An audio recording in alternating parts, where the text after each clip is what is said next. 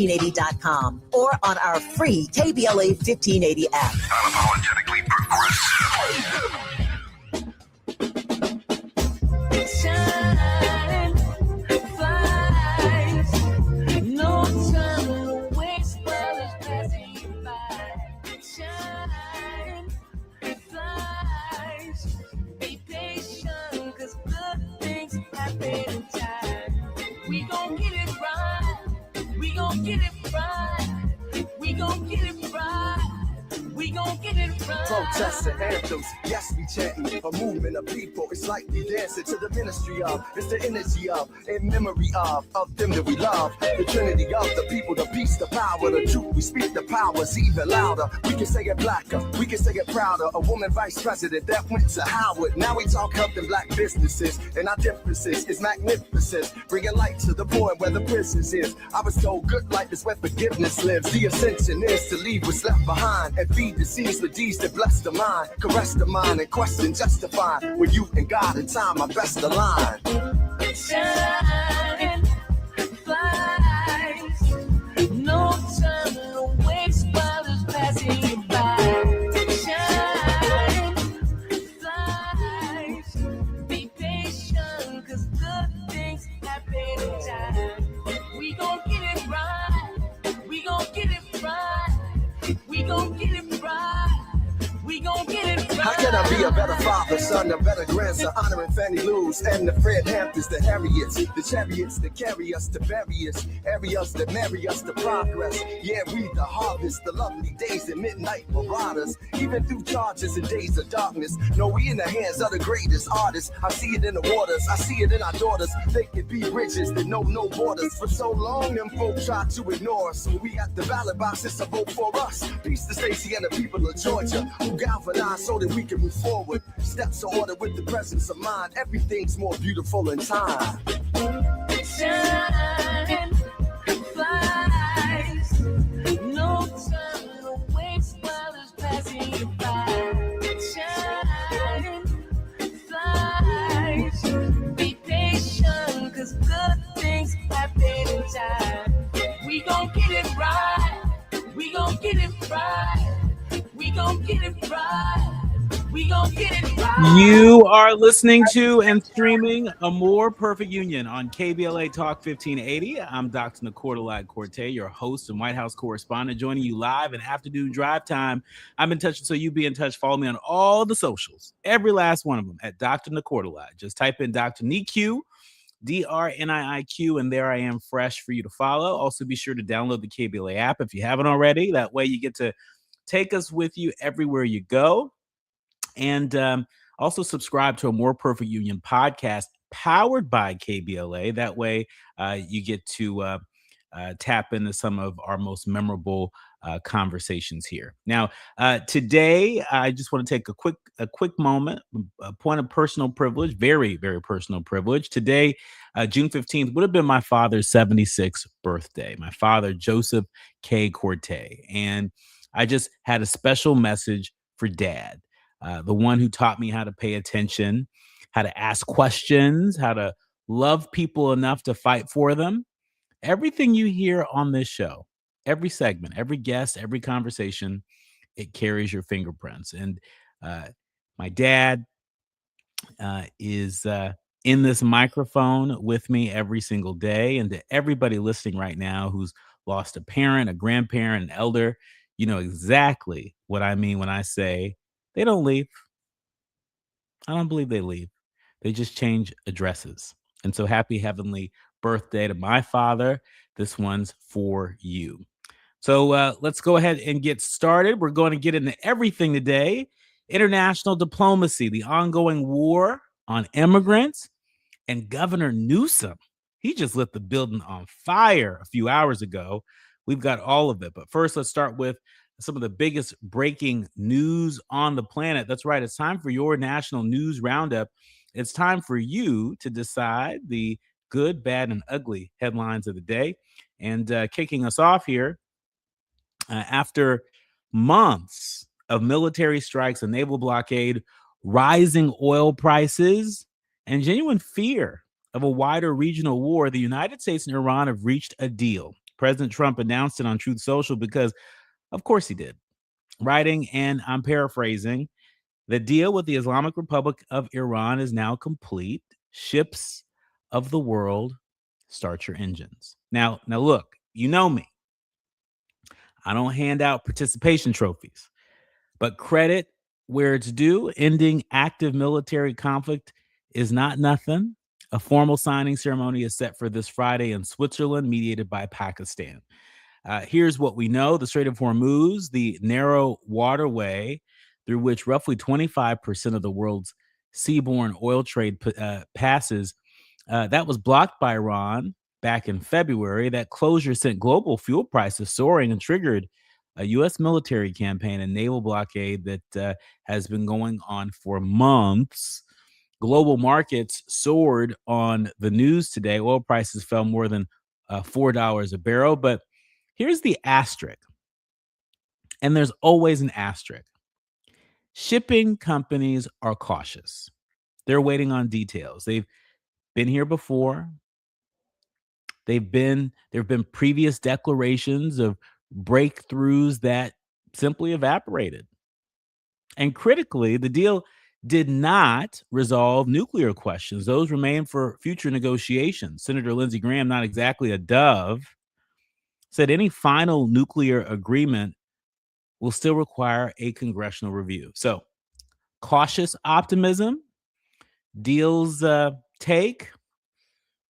Deals also fall apart. But right now, less war is the right direction. We're going to keep watching this. Moving along, let's bring it home now, because while we were watching the Strait of Hormuz, something heartbreaking is happening right here in the City of Angels and across the country. Dreamers are losing their jobs. Not because they did anything wrong, not because their employers want to let them go, but because the Trump administration has essentially frozen DACA renewal processing. Applications that used to take 2 to 3 weeks, sometimes as little as 15 days, are now sitting for months with no response. And when your work authorization expires, your employer has no choice. You're terminated, regardless of your history, your performance, regardless of your contributions. And we have people in LA, people who have been here 20 years, 25 years, selling burritos on the street at 4 a.m. because they lost their human resource job after waiting 6 months for a renewal they were legally entitled to. The administration says the delays are due to more rigorous vetting. Immigration advocates say they're watching something more deliberate, a bureaucratic squeeze designed to push dreamers out without ever having to formally end the program. Our friends over at The Guardian called it exactly what it is. Feels like a personal attack. DACA is 14 years old, and according to the people who've watched it most closely, this is the most dangerous moment in its history. We'll dig into all of that with our resident immigration attorney, Allen Orr Jr., who is coming up in just a moment. But I want to remind everybody that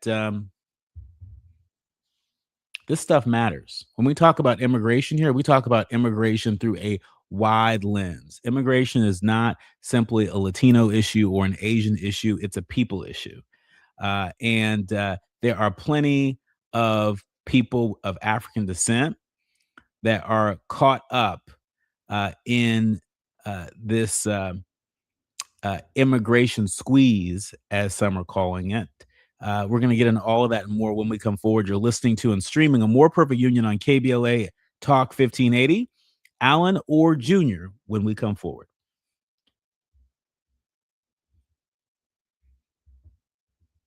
Lot to talk about. For adults with Crohn's disease or ulcerative colitis symptoms, every choice matters. Tremfya offers self-injection or intravenous infusion from the start. Tremfya is administered as injections under the skin or infusions through a vein every 4 weeks, followed by injections under the skin every 4 or 8 weeks. If your doctor decides that you can self-inject Tremfya, proper training is required. Tremfya is a prescription medicine used to treat adults with moderately to severely active Crohn's disease and adults with moderately to severely active ulcerative colitis. Serious allergic reactions, increased risk of infections or lower ability to fight them, and liver problems may occur. Before treatment, get checked for infections and tuberculosis. Tell your doctor if you have an infection, flu-like symptoms, or need a vaccine. Explore what's possible. Ask your doctor about Tremfya today. Call 1-800-526-7736 to learn more or visit tremfyaradio.com. My mom has decided to learn to paint, and she's good. My dad's now into creative cuisine, and I've already put on 6 pounds. Learning new things comes with age. My mom, she started forgetting my name and what we're talking about. Forgetting well-known things doesn't. Memory loss may be a sign of Alzheimer's disease. Early detection gives you and your loved one time to plan for the future. Learn the warning signs of Alzheimer's at 10signs.org. Brought to you by the Alzheimer's Association and the Ad Council. Let's celebrate. Y'all did it! Loving each other, needing each other. Hey, Los Angeles, KBLA Talk 1580 is turning 5, and we're celebrating in a big way. Oh my God! Join us Friday, June 19th, Juneteenth, 4 to 7 p.m. at the Beehive for our 5th anniversary bash and Juneteenth celebration. We're talking surprise celebrity guests, a special presentation, and a major announcement you will not want to miss. I can't wait to hear it. Plus, live music, dancing, games, and enough food and drink to keep the party going. Yeah, that's what I'm talking about. Of course, you're welcome to bring your own picnic basket, blanket, and lawn chair. And the best part, it's completely free.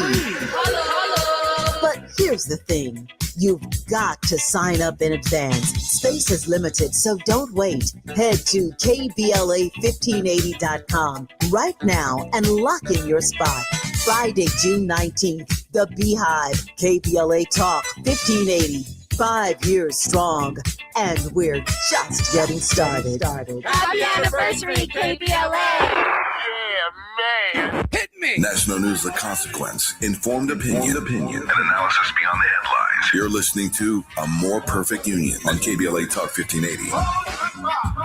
You are listening to and streaming A More Perfect Union on KBLA Talk 1580. I have with me an immigration attorney and expert who I trust deeply to help us understand not just what the law says, but what's actually happening on the ground. Immigration attorney Allen Orr Jr. joins us. Welcome, Allen.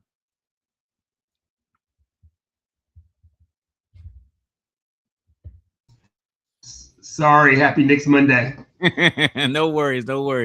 Happy Monday to you as well. Listen, before we get to DACA, I just need to ask you something about some news that dropped in the New York Times this morning that I think has not gotten nearly enough attention. A forthcoming book reveals that last year in secret memos, senior Trump White House officials led by Stephen Miller were actively exploring whether the president could suspend habeas corpus for immigrants. For our listeners who may not know, can you break down what habeas corpus is?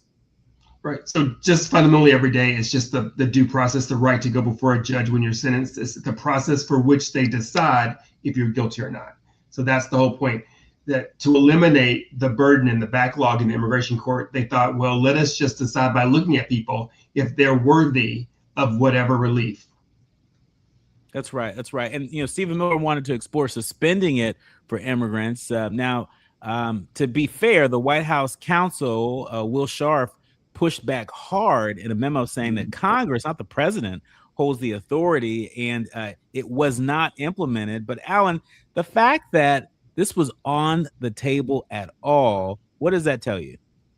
Well, they've been strategizing for a year, so let's educate a little bit. So it's in Article 1, so it's a protection of Article 1, which is Congress. So therefore, that's why Congress has to change it. So this is like fundamental United States constitutional stuff we're talking about, Article 1. So that's to that side. The second one is they've been thinking about this strategy of immigration, and right now we are the Democratic Party is falling behind and meeting the moment, as they did last time, of having an argument and a conversation about what immigration should look like and how it should be. It can't just be anti-Trump or anti-ICE, because even if ICE stopped existing tomorrow, something else would be in its place, whether you call it nice, spice, or whatever you want to call it. Something needs to be there for this type of regulation, because immigration is a spectrum, and there are some immigrants who do not get to remain in the country because they are not worthy of having the visa. That's totally a fine understanding. What has happened now is a subterfuge a little bit, because the New York Times would have you believe that this was stopped. But you and I know in everyday operations right now, with immigrants who are undocumented, immigrants who don't have lawyers, they're not getting their due rights in court. They are being summarily dismissed and removed. They shut down the refugee program for everybody except for South African white immigrants coming to the country. That's the largest number. They increased the refugee number by 100,000, but only for South white Africans. So that's already happening there. They've instituted these large master calendar hearings where they're seeing 100 people at a time. So when you bring 100 people in a courtroom, when you're talking about individual cases, you're never going to hear their individual case to make an assessment on their rights. So in practice, the memorandum says it stops. But in reality, that is not what happened. Today, people are losing their rights, which is why there's so many attorneys who are filing habeas petitions to get people released from detention while their case is processing, which we'll talk about a little bit later, I'm sure. And part of how this is happening, just to put a finer point on it, we've talked at length about due process, right? Mm-hmm. And the reality is there are so many people that are not getting their due process whatsoever. Mm-hmm. And so that is what is allowing, this administration to act like, oh, well, we only considered it, when in fact, you are pulling at people's right to due process already, to your point. That's right. And I think let's talk about immigration as a spectrum, right? So we're not talking about people who are outside of, we are talking about cases who are delayed that are processing abroad, but we're talking about individuals who've been in the country for 10 years, 5 years, right? And so you're saying you want to remove them after they've already invested some in the United States system without getting them before a judge. To no one is that fair, right? Because if they've been here, they have a case pending, then why not adjudicate the case? So that tells you that immigration is not about justice, it's about numbers, right? And they just want to get as many numbers as possible. But even looking at the numbers, they're just going to get maybe 1 million deportations this year, maybe 1 million. If there's 11 million people here and it costs them almost $30 billion to get 1 million people gone, there's no way you're going to remove 11 million people. Allen, and then we get to the Supreme Court news today as well. The court announced that it will take up the question of whether people the government labels as criminal aliens can be held indefinitely while they fight deportation. Talk about due process. Allen, just the framing of that language alone, criminal aliens, what does that phrase do legally and politically? It is nothing, right? It's a political soundbite because immigration is a civil crime, so there's no criminal alien involved. There was a report, I can't remember exactly the quote where it came from, but almost 3% of the people who are now detained are the ones that might have some additional criminal act. The others are just here undocumented. So this worst of the worst that we've already heard is not happening, and it plays itself out in court over and over again when the courts are not able to say, well, what was the crime? What actually happened? They're not able to present it. So it's sort of a farce to add the criminal part of it, is just sort of adding some kind of racial charge, political charge to the immigration conversation, when in fact the numbers don't match that. What they match are these are civil violations. And in the cases that we talked about last week, when you have a civil violation and you treat it like a criminal case, but you don't assign them attorney, then you are violating the Constitution of the United States, as well as running up the taxpayer bill. If someone's been here for 10 years, it is unlikely that these individuals are going to leave the United States without going through the process if they think they have a right to do it. As we were talking about those master calendar hearings, they've moved the dates up, right? So they have to set up a digital notice to someone to get there. So half of the people aren't showing up to court. So they remove them in absentia, right? Another way to sort of remove people to the court sort of quickly is again, because if you have an attorney to beat that absentia case to reopen it, then you're not gonna be able to stay in the United States. It's all a process. But then what we found was in these different circuits, there were 2 circuits that said, 3 circuits now that actually said, you can't detain someone indefinitely for immigration detention, right? The answer should be either they have a case and we're gonna process the case, or remove them. Why should someone be in detention for 100 days, 200 days? Who's making money off of that? The private prisons are. And really, if you could talk a little bit more about just sort of the economy that is just exploding under the Trump administration, all the private sector folks who are just falling over themselves getting government contracts. I mean, we know even while the legality of this, the constitutionality of this is still being decided, there's still a lot of folks in private industry making a lot of money. Yeah. So let's think about what jobs were created, right? Because I think it's important to think about the industry where these jobs were created. Were these jobs created in manufacturing, of building these private prisons and these data camp facilities, these data centers? Are they these CBP cops? Are they the mall cops that are private cops that work at these facilities? A lot of those jobs are related to the industry of locking people up. And this is something that Black people should be very familiar with from the 90s. It is very profitable to lock people up and to break down the nucleus of the family and to have that just perpetuate itself over time to say, oh, it was your fault. And then you have a phone call that's, generally would be a quarter, it's $20, right? And then whatever else is $20. And then in these facilities, once they're housed there for a long time, you say to them, you know what, you can make $2 to $4 a day doing XYZ business within the company. So they become somewhat enslavement facilities that are manufacturing things like an industry, selling it back to the market at cheap, way below the minimum wage, just because they're detained. That's the problem that we have right now, this big complex. And that is why both Obama and both Biden, the day they stepped in, they said that they were going to end these private facilities because punishment should not be for profit. The concept of punishment, nobody punishes their kid for profit. Nobody punishes anyone for profit. The concept is beyond me to understand how we have this industry. Now where we're saying we're going to move money from the taxpayers, tell you that something's going to harm you that's never harmed you before, spend all of it and tell you it's for your good, when that exact same money that they're using to build these immigration detention facilities could be feeding your kids or building a library or building housing for the unhoused in California, right? If you can house 70,000 immigrants without documents, what can you do for the people in the United States who are unhoused, right? Mm-hmm. Because those individuals had a house that you took them from. So these are choices that we're making on the spectrum, which is important because tomorrow there are major elections that are happening in Georgia and in DC. When you pick the leader who's making the right choice, because we see right now this administration is not making a choice for the people, but it is a grift, taking money and giving it to contractors, no big contracts over and over again. And for some reason, people are just rolling their tax dollars up to be taken. Allen, walk us through what indefinite detention actually looks like on the ground. We've talked at length about some of the human rights reports that we've seen about what's happening inside these facilities. And more importantly, or if not equally important, walk us through what happens to a family while their loved one is caught in detention. So there are mixed families in this country that people who are, you might be an American citizen who married someone who's undocumented because they crossed the border without documentation. They're not able to fix their status in the country. And they may be the key earner for the family. So it breaks down the nucleus of that family from being able to pay wages for housing and other things of that nature. But let's just take a little bit different and think about a nucleus family of just immigrants who are undocumented. And so you take an immigrant family that came here, a wife, a husband, they had a kid here, right? And so then you take them all and you put them in Dilley. And our immigration regulations say you can't have a child in Dilley for more than 20 days. But you, in fact, are keeping them there for 100 and 200 days. MS Now just broke that story of showing you these people who are actually been in detention for longer than the required time. We're paying every day to have 20 to 30 babies in immigration detention facility. Is that the best place for a baby? Health and Human Services said no. A baby definitely is not a risk, specifically if the baby's a United States citizen, because the law currently says for them to be born here, right? So that detention isn't doing anything because even if you let them out in 200 days, the families still weren't removed. They were just allowed to get back out and start paying the bills on their own. So why is the taxpayer footing a bill that they don't need to foot when you know you can do the removal? And so you say, well, Allen, we have to remove them. They're dangerous. Well, tell you what, don't pick them up until you're able to process their case to just remove them. Why have them in detention at all? Why have a detention facility? So that's a family. That's the Dilley scenario. Let's do Delaney Hall, right?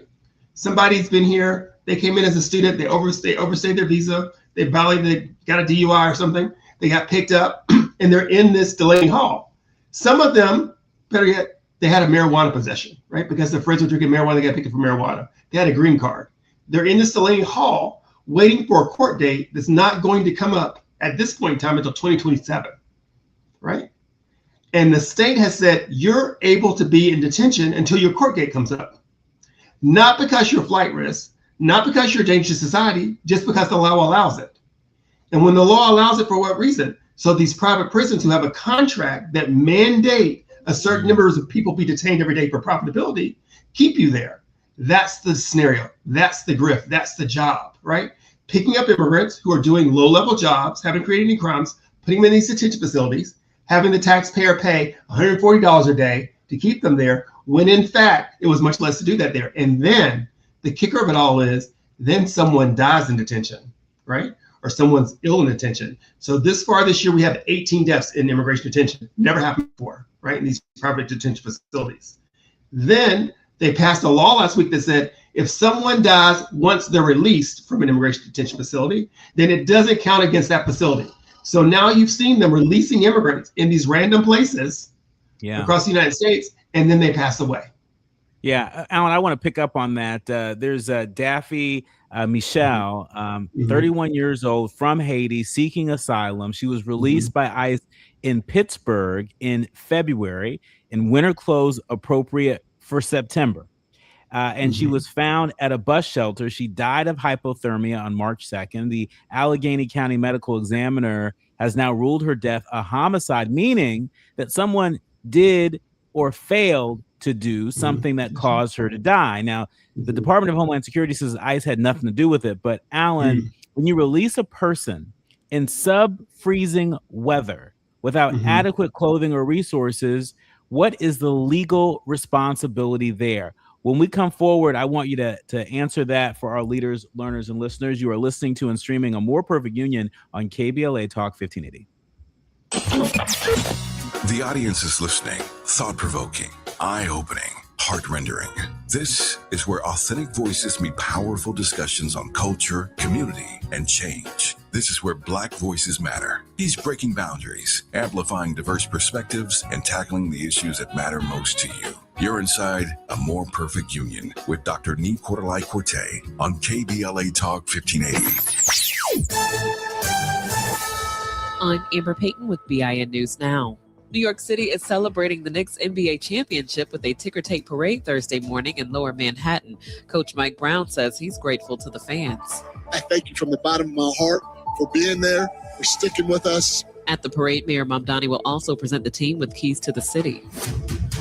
Tyra Banks has filed a defamation lawsuit against Netflix over its documentary Reality Check Inside America's Next Top Model. Banks says she participated in the documentary, but alleges her comments were taken out of context and edited to support what she calls a false and defamatory narrative. And after ICE activity near a Baltimore, Maryland school last week, Black Mayor Brandon Scott says the city will keep doing everything it can to protect immigrant neighbors. Scott says Baltimore stands with families impacted by detentions and is reminding residents that supporting is available through the Mayor's Office of Immigrant Affairs. Get BIN News Now on demand 24/7 on the iHeartRadio app. Red Card penalty. Score big flavor with Waba Grill's new Red Card combo for a limited time. A mini sweet and spicy chicken bowl, chili crisp dumplings, and a refreshing penalty punch for a beverage with mango popping boba. An all-star lineup for just $9.99. Only at Waba Grill. This is the KBLA Sports Minute with Ray Richardson. I'm a bad man.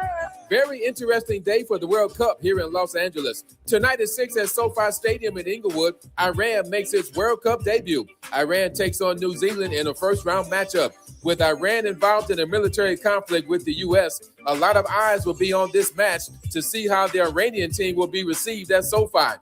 Last week, U.S. customs officials banned 14 members of Iran's traveling party from entering the U.S. The Iran-New Zealand match will have live coverage on Fox Sports 1 or Telemundo. The Dodgers are back in town tonight to start a 3-game homestand against Tampa Bay. The Dodgers lost 2 of 3 in Chicago to the White Sox. The 3-game series on the South Side averaged 38,000 fans. The White Sox are in first place in the American League Central. The Dodgers are 18 games over 500 and have a 7-game lead over San Diego in the NL West.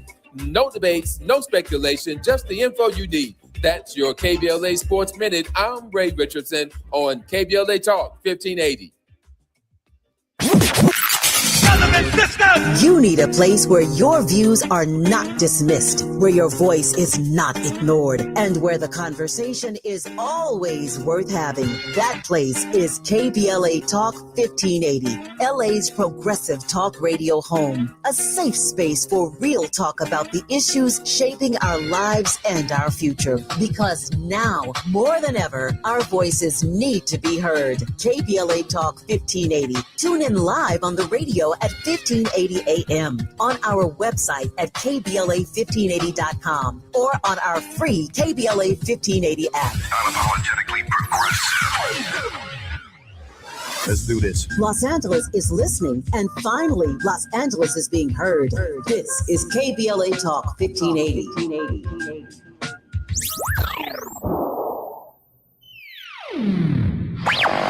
All I need is one mic. With a KBLA Talk 1580 editorial, I'm Tavis Smiley. We continue our look at what is happening and what is not happening along the Destination Crenshaw corridor. Last time we talked about the promises made to this community. Today we talk about the reality on the ground, and it is not pretty. Let's start with something as basic as a visit to the vet. Customers of the local veterinary clinic right next door to this studio are forced to park blocks away and carry their sick and injured animals through conditions that no pet owner or sick animal should have to endure. Why? Because the construction has blocked access to the vet's parking lot for years now. The vet is losing clients, the vet is losing revenue, and frankly, who can blame these customers for not coming back? This is but one example of a small Black-owned business being quietly strangled, and nobody at City Hall seems to notice or care. And the conditions along this corridor, they are not just an eyesore, they are a health hazard. Unsanitary conditions and repeated health code violations are doing exactly what you would expect, inviting vermin into our neighborhood. Rodents, pests, the kind of infestation that does not stay in one place. It spreads into homes, into restaurants, into our daily lives for years now. Then there is this. The houseless are finding refuge in the construction cubbyholes and unfinished spaces left wide open along this project. These are precious human beings, to be sure, in desperate situations. But this is also a safety and liability crisis that the city created and has yet to address for years now. In our prior editorial, trying to save some space for Grace, we did not call his name. But after a full week of running the editorial hourly, highlighting the myriad delays, business losses, health violations, safety concerns, and more, we have heard absolutely nothing from City Council President Marquise Harris Dawson. Nothing. Not a word. The council member who represents this district has gone silent. You see why we call this project Procrastination Crenshaw? And so I repeat, Crenshaw deserves better. With a KBLA Talk 1580 editorial, I'm Tavis Smiley. As always, we welcome your feedback.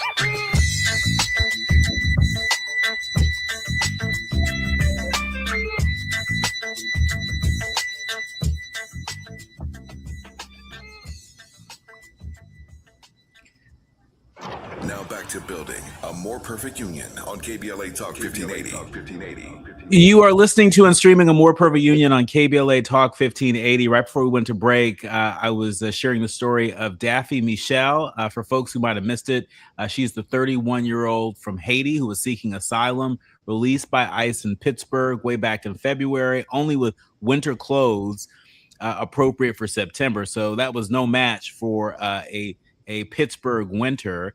Well, she was found at a bus shelter, and she died of hypothermia on March 2nd. And the Allegheny County medical examiner has ruled her death a homicide. Allen, before the break, I was asking you, when you release a person in sub-freezing weather without adequate clothing or resources, what is the legal responsibility there? So there's a standard of care for all these things. And let's just start. It starts with when you put someone in detention, because that's the question. What kind of medical attention did she receive in detention before she was released? Because it's uncommon for people to be detained and then to just sort of pass away. And even at the extent of being in the winter, some clothes, some announcement, what sort of the procedure. And she may have been suffering for some disabilities at the time. So we're still trying to sort through the full story. But once you take someone into detention, prison, whatever it is, you remove their rights, you're responsible for them. And that's why for Delaney Hall, for example, they have around 800, 900 people there last week. They have one doctor for 800 people in that mass facility with all the concerns that we have right now about healthcare. So I don't know how many they had at this specific facility, but that's question number one. Question number two, how can you release somebody in winter, regardless of if it is not someone who was detained immigrant, but just a person, right? This is a human being. Forget the status. Beyond all of these things, these are human beings. Humanity always applies first. We don't have to show a visa to have humanity and common decency. So therefore, they should not have done it in the first place. So it indicates to me, in my belief, that there was a problem, which is why they tried to rush to get her removed, because they didn't want her to die in the facility, is what it speaks to me. So yes, there's a care. Yes, there's going to be an investigation. Do we think they're going to be a criminal crime success with that? We'll have to see, because these are contractors once again. So there should be some liability about it, but whatever they wind up paying doesn't repair that life. I mean, it's just awful. And I remind people, this is just the story that we heard about. You know, Right. How many more stories are out there that just haven't hit the news yet? Well, and so in these cases, there is something to say in the moment, because I think I forget exact number what it is, but a large percentage of these immigrant deaths are Black immigrants. And Black immigrants, just like the population, don't overpopulate the immigration pool within detention facilities, but we do overpopulate the deaths that are happening in detention. And one must ask them why. So, you know, again, if people are looking for a reason, if folks are looking for a reason to see these immigration issues beyond what folks often see as just Latino issues, right? Mm-hmm. You know, immigration issues affect all communities, including Black people, and people of African descent, you know, are impacted by the system. And so we need to care. We need to care. We need to be a part of the solution. We need to press not just this administration, but we need to press members of the Congressional Black Caucus with solutions.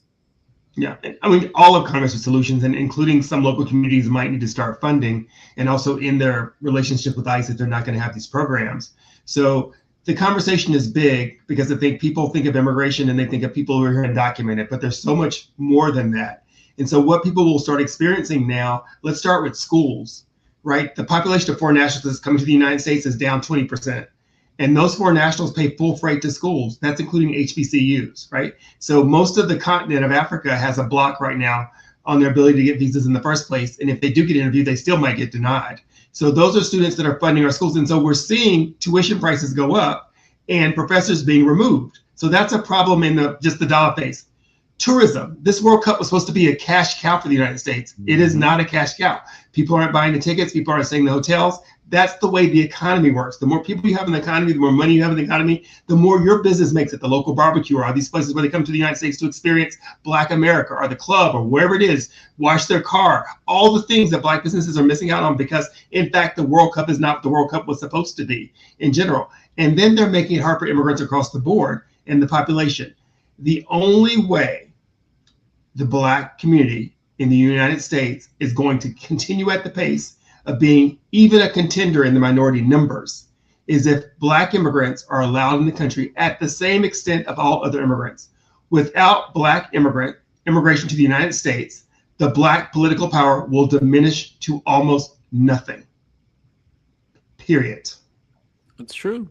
It's true. I started the show honoring my dad, whose birthday, his 76th birthday would be today. My dad immigrated here from Ghana back in 1970, right? And so, you know, we had a mixed immigration household, you know, growing up before he became an American citizen. And so, you know, the future looks a lot like, you know, folks that, you know, share my story in the Black community. And so all the more reason for us to pay attention to this. Allen, we know that, again, immigration impacts all communities, but there's a new poll that shows how AAPI adults, Asian American and Pacific Islander communities, are being directly impacted by Trump's immigration crackdown. Now, this matters. It matters because the conventional narrative sometimes treats immigration enforcement as if it only touches Latinos.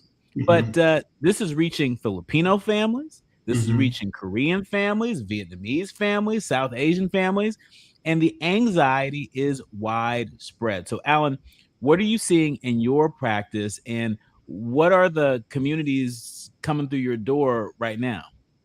So I think all communities. So let me also put an asterisk. White populations in this country are also being increased by immigrants. The only difference is that once they get here, they check the box white, and then it's only on the Heritage Day they want to say they're Italian or they're Irish or they're German or whatever those things are. But that's the same way the white population is growing in this country. So just don't think it's something common to just Black people. That's also all populational growth. The concept of anyone who is non-white right now in the spectrum of immigration is a concern. If you're non-conform being looks, culture, or language, you will be a target for immigration enforcement because they are rewarded by the numbers that they detain. And we have seen a number of cases where they have detained a United States citizen 3 times because their primary language was Spanish and they worked on a construction site. And now that individual is suing the United States. So we have seen that consistently throughout the board. They were going to have a lot of ICE people at these different FIFA football events, but they sort of rolled that back because people weren't buying tickets around that. So everybody is a target and no one's excluded. The good immigrant concept is way overexhausted, and you will over-index depending upon the communities that you're in, because as I've said before, it is just about the numbers. They don't care where they get them from. And if there's a large population in Chinatowns, right? Any places where Koreatown, any of these places, these restaurants are under siege. So no one is safe at this perspective. And specifically, if you're first mixed families or you're first generation, you're going to have to meet some of these concepts of proving who you are, which is part of what was behind the SAVE Act of saying, I need you to document yourself over and over again to prove that you belong. Yeah. And even last week, we've seen there's 17 cases that have been opened to denaturalize people in this country, right? Even in that spectrum, they're trying to pull people back and say, even though you went through 5 to 8 years of processing, you don't deserve it, and we're taking it back. And the DACA situation, and again, you and I have talked about this before, but again, just to put a finer point on it, what should listeners who know DACA recipients, what should they tell them right now, and what's the most important thing for them to know? Yeah, so today's anniversary is the 14th anniversary of DACA being in existence. So that's how long it's been around. And there's no big hoopla from that. To have DACA, you basically have to be the cleanest slate ever, right? You can't be a child of any child. And these are people who came to the country unbeknownst to them, right? They were minors when they entered the country. They didn't choose it. They didn't seek it. They just happened to be here. And there's a program to sort of legalize them. So in the cost benefit analysis scheme, they say there's 11 million people who are undocumented. There's 700,000 people who are DACA classes. Why can't those DACA individuals get a pathway to citizenship or to be removed from the rolls so that they're not constantly renewing their work authorization that's taking for a longer time? So if you are a DACA recipient, you need to make sure that you're renewing your documents as soon as possible because there's delays in the processing. If you are an employer of a DACA individual, you need to make sure they have the money to renew their documents as soon as possible.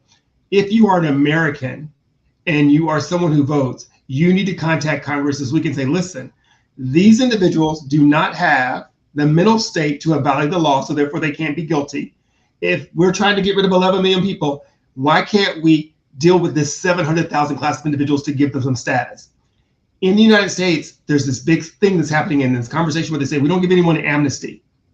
Well, that's what you're doing every day to ICE when they're able to arrest someone and violate their rights. That's what you're doing every day to those white collar individuals that you're giving a pardon from the White House or any of those other crimes. Those are all forms of amnesty. Whenever you don't serve the full sentence that happens in the law, that's amnesty. We need to be able to take that conversation back and say, wait a minute, why do all these J6ers get amnesty? Because they're not doing the full sentence for their crime, but these DACA individuals aren't worthy of it, although they've done nothing wrong. They've been in the country giving stuff the whole time they've been here. It's time for us to reshape the conversation and use the tool and say, wait a minute, I'm not going to pay you to remove 700,000 people who've done everything they could since they've been here since they were kids to get in the process.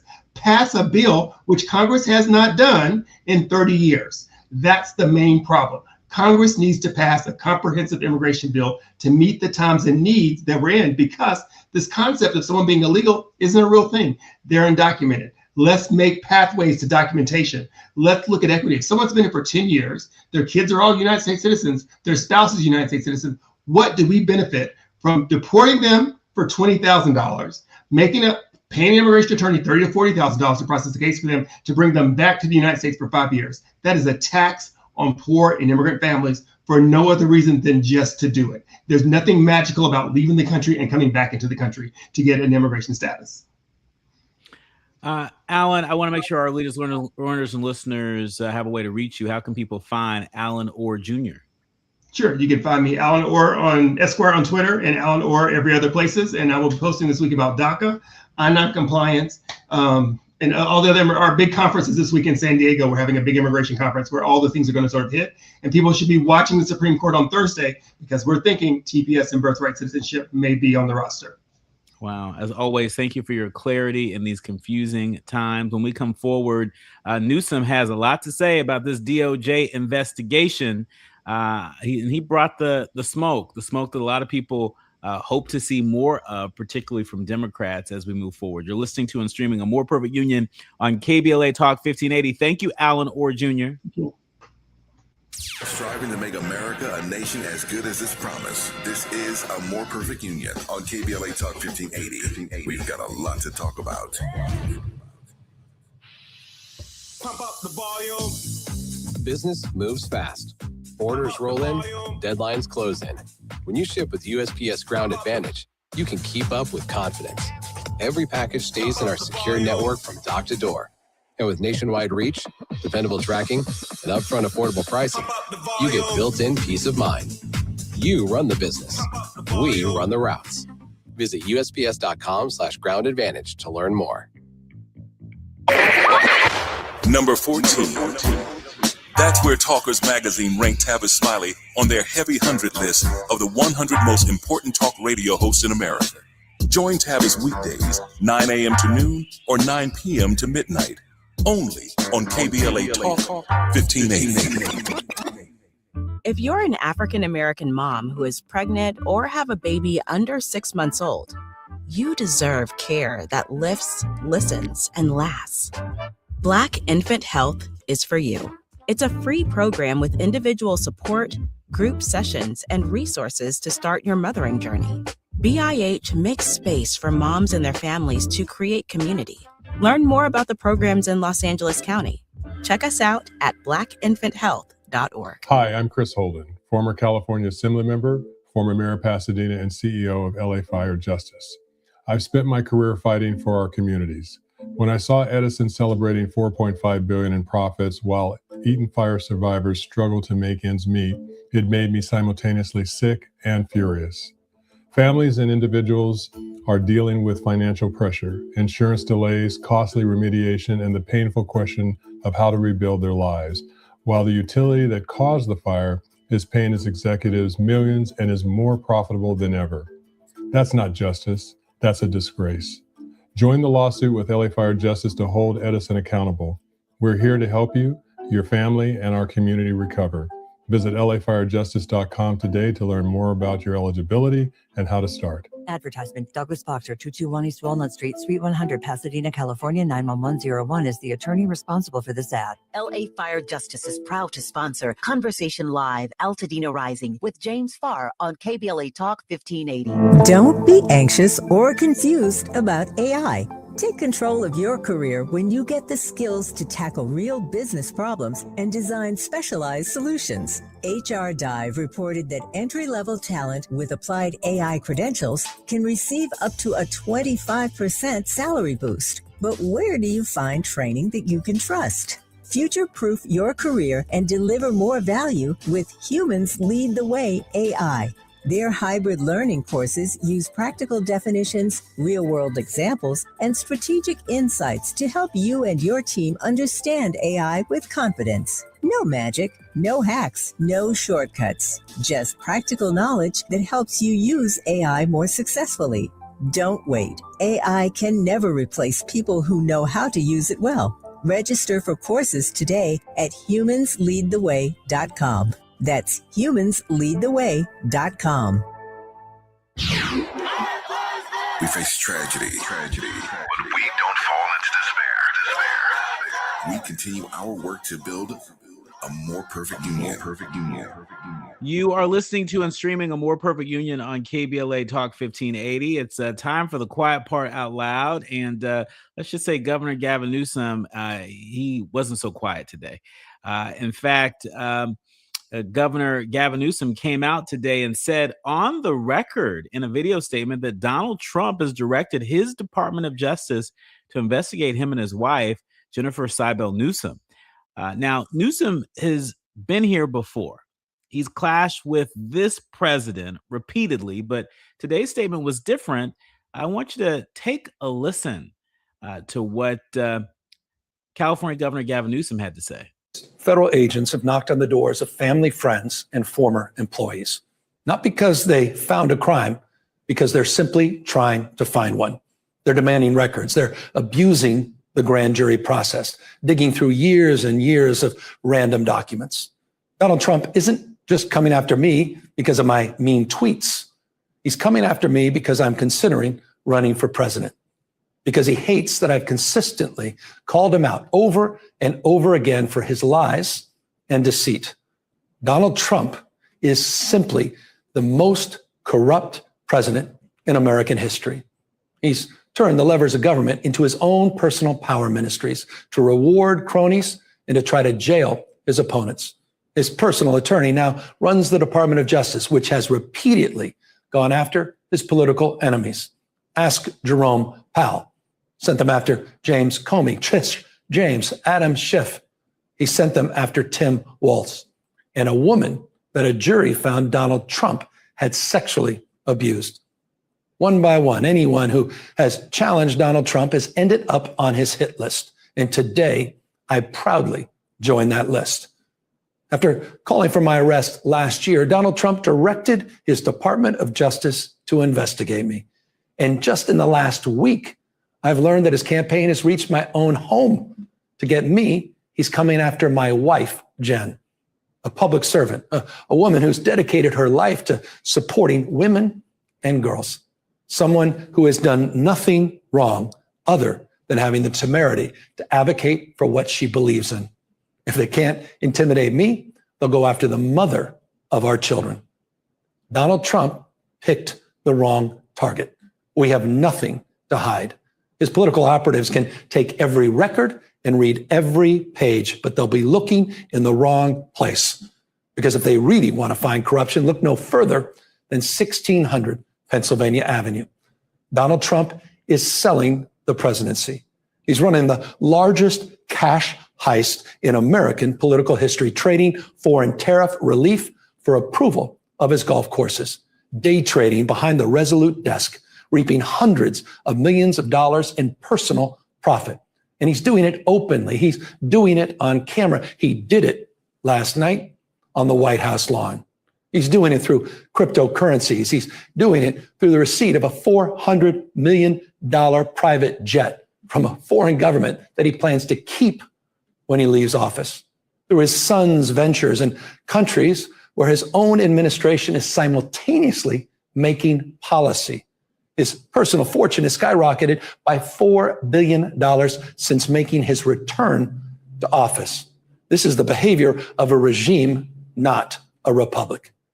The White House has become a marketplace for sneakers and coins and watches, cologne, guitars, Bibles, and phones. Influence for sale, access for sale. And today, my family and I can personally confirm that justice is for sale. Governor Gavin Newsom not mincing words there, not mincing words at all. Look, he said Donald Trump picked the right one, and we'll see how this thing continues to play out. But, you know, after listening to that reel that's been circulating, it's gone viral, in fact, on Instagram. Here's my take.